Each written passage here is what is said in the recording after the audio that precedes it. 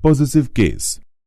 आइए अब हम सीखें कि नाउन के पॉसेसिव केस अर्थात संबंध सूचक कारक के बारे में, जो कि किसी नाउन से नाउन के बीच का संबंध का, के, की, को जैसी विभक्तियों के माध्यम से व्यक्त होता है। इस परिप्रेक्ष्य में हम कह सकते हैं कि पॉसेसिव केस अर्थात संबंध सूचक को दो रूपों में दर्शाया जा सकता है। नंबर 1 अपॉस्ट्रोफी द्वारा, नंबर 2 ऑफ के माध्यम से। अब हम पहले जानें कि अपॉस्ट्रोफी द्वारा संबंध को कैसे दर्शाया जा सकता है। सबसे पहले हम यह समझें कि अपॉस्ट्रोफी एक चिन्ह है जो शब्द के अंत में शीर्ष के दाहिनी ओर एकल कॉमा के रूप में लगाया जाता है। ऐसे अपॉस्ट्रोफी कॉमा के बाद एस लिखा जाता है। यही अपॉस्ट्रोफी एस के नाम से जाना जाता है। यही अपॉस्ट्रोफी एस एक नाउन का किसी दूसरे नाउन के साथ संबंध प्रकट करता है। इसको हम विभिन्न नियमों के माध्यम से समझेंगे। रूल नंबर 1, हम कहें कि मोहन का घर, इसमें मोहन और घर दोनों नाउन हैं तथा दोनों के बीच का विभक्ति द्वारा संबंध प्रकट हो रहा है। अतः अंग्रेजी भाषा में हम कहेंगे मोहन्स हाउस। इसी प्रकार अन्य उदाहरण समझें। एक कुत्ते की पूंछ। इस वाक्य में कुत्ते का संबंध उसकी पूंछ के साथ बताया गया है। इसका अंग्रेजी में ट्रांसलेशन करते समय अपॉस्ट्रोफी एस का प्रयोग किया जाएगा। अर्थात अंग्रेजी में हम कहेंगे अ डॉग्स टेल। यहां यह भी ध्यान रखें कि यह नियम सिंगुलर नंबर नाउन के लिए है। रूल नंबर 2, यदि प्लूरल नंबर की वस्तु, पदार्थ या स्थान का संबंध किसी दूसरे नाउन से दर्शाया गया है तो फिर उस स्थिति में अपॉस्ट्रोफी कॉमा का स्थान बदल जाएगा। वह अपॉस्ट्रोफी कॉमा जहां सिंगुलर नंबर नाउन के अंतिम अक्षर और एस के मध्य ऊपरी शिरः बिंदु पर लगाया जाता है, वही प्लूरल नंबर नाउन के केस में एस के बाद ऊपर लगेगा। जैसे हिज फ्रेंड्स बुक्स, जिसका अर्थ है उसके मित्रों की पुस्तकें। इस वाक्य में अपॉस्ट्रोफी कॉमा एस अक्षर के बाद लगा है और ऊपर की ओर ही लगा है। इसी प्रकार दूसरा उदाहरण है बॉयज हाउस अर्थात लड़कों का घर। इसमें भी अपॉस्ट्रोफी कॉमा का प्रयोग एस के बाद और ऊपरी हिस्से में हुआ है।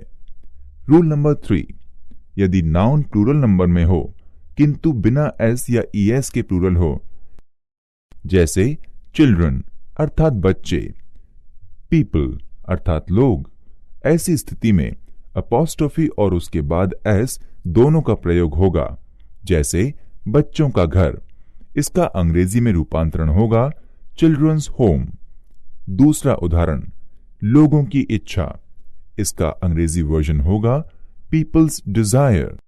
इसी प्रकार के अन्य उदाहरण हैं पीसेंट्रीज ग्रेन अर्थात कृषकों के अनाज, इन्फेंट्रीज वेपन्स अर्थात पैदल सेना के हथियार आदि।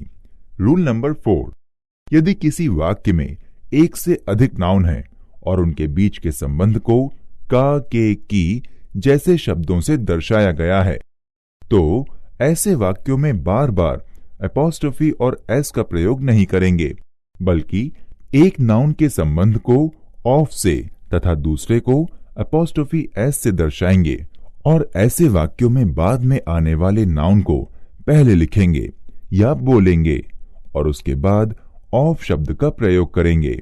जैसे राम के पिता की पुस्तक, इसे हम राम्स फादर्स बुक नहीं कहेंगे।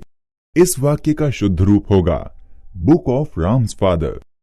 इसी प्रकार राम के बहन की इच्छा को अंग्रेजी में कहेंगे या लिखेंगे desire of Ram's sister. Rule number 5, यह भी ध्यान रखना है कि निर्जीव वस्तुओं के संबंध में का, की के लिए प्रायः ऑफ का प्रयोग किया जाता है, न कि अपॉस्ट्रोफी एस का। जैसे the ring of gold, the book of English, a bowl of milk, the glass of water. लेकिन जब किसी निर्जीव को सजीव के समान अभिव्यक्त किया जाए, अर्थात किसी निर्जीव पदार्थ को पर्सोनिफाइड अर्थात मानवीकृत किया जाए तो पॉजिटिव केस को व्यक्त करने के लिए ऐसे निर्जीव के साथ अपॉस्ट्रोफी एस का प्रयोग होता है। ध्यान रखें कि किसी निर्जीव को सजीव के समान अभिव्यक्त करना पर्सोनिफिकेशन कहलाता है।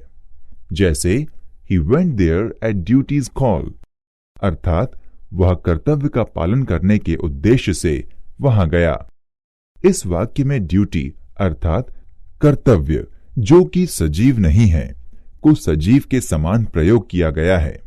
अतः शब्द ड्यूटी इस वाक्य में पर्सोनिफाइड ऑब्जेक्ट है और इसके साथ पॉजिटिव केस को व्यक्त करने के लिए अपॉस्ट्रोफी एस का प्रयोग किया जाता है, जबकि सामान्यतः निर्जीव के साथ अपॉस्ट्रोफी एस का प्रयोग न करके ऑफ का प्रयोग किया जाता है।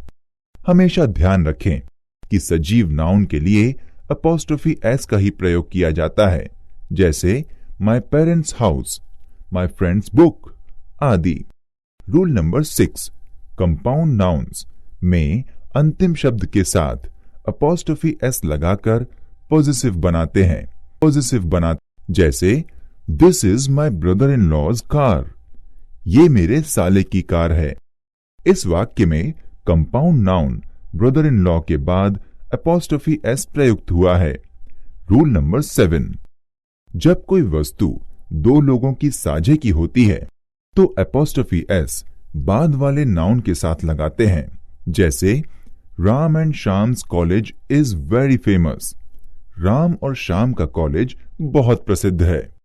इस वाक्य में दूसरे नाउन श्याम के बाद अपॉस्ट्रोफी एस प्रयुक्त हुआ है, जिससे यह स्पष्ट है कि दोनों लोग एक ही कॉलेज में पढ़ते हैं। रूल नंबर 8, जब दो व्यक्तियों की अलग अलग वस्तु हो तो दोनों व्यक्तियों के साथ अपॉस्ट्रोफी एस प्रयुक्त होता है। जैसे Mukesh and Anil's cars are very costly, Mukesh और अनिल की कारें बहुत महंगी हैं। इस वाक्य में मुकेश और अनिल दोनों नाउन्स के साथ अपॉस्ट्रोफी एस प्रयुक्त हुआ है, अतः स्पष्ट है कि दो अलग अलग कारें हैं, एक मुकेश की तथा दूसरी अनिल की। Rule number 9, anybody, nobody, everybody, somebody, anyone, someone, known, everyone के साथ अपॉस्ट्रोफी एस का प्रयोग किया जा सकता है। जैसे everybody's business is nobody's business. लेकिन यदि इनके बाद एल्स का प्रयोग हो तो अपॉस्ट्रोफी को एल्स के साथ लगाते हैं। जैसे I can rely on her words not somebody else's.